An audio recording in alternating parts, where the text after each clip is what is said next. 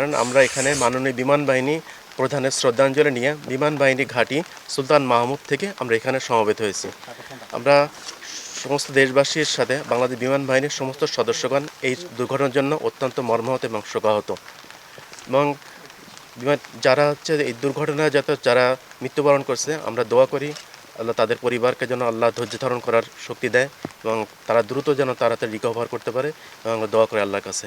এবং আমরা নিহত মেহনিজ আফরিন হুমায়রা তার বিদায়ী আত্মার প্রতি মাগফিরাত কামনা করি, যেন মহান আল্লাহ তাআলা তাকে যেন জান্নাতুল ফেরদাউস দান করেন। এবং যারা বসুন্ধরা টিস্যু অশুদ্ধতার বিরুদ্ধে এক বিন্দুও ছাড় নয়। আহত অবস্থায় এখনও চিকিৎসাধীন অবস্থা আছে, তারা যেন দ্রুত আরোগ্য লাভ করে, আমরা তাদের প্রতি সমবেদনা জানাই এবং আল্লাহর কাছে দোয়া করি যেন তারা দ্রুত সুস্থ হয়ে আমাদের মাঝে ফিরে চলে আসুক।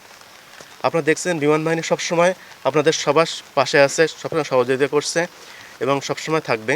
এছাড়া বিমান বাহিনী একটা ডিজাস্টার সেল গঠন করছে, যেখানে বিমান বাহিনীর সদস্যরা 24 ঘন্টা সম্ভবত 12 ইউনিটের সাথে ডিউটি করতেছে এবং সবসময় আমাদের সাথে আছে।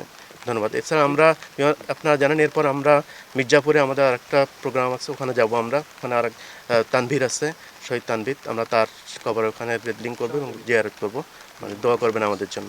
আপনারা দেখছেন বিমান বাহিনী সবসময় দেশবাসী সবসময় বিমান বাহিনী তাদের সবসময় পাশে আছে এবং সাথে আছে এবং ভবিষ্যতেও থাকবে বিমান বাহিনী।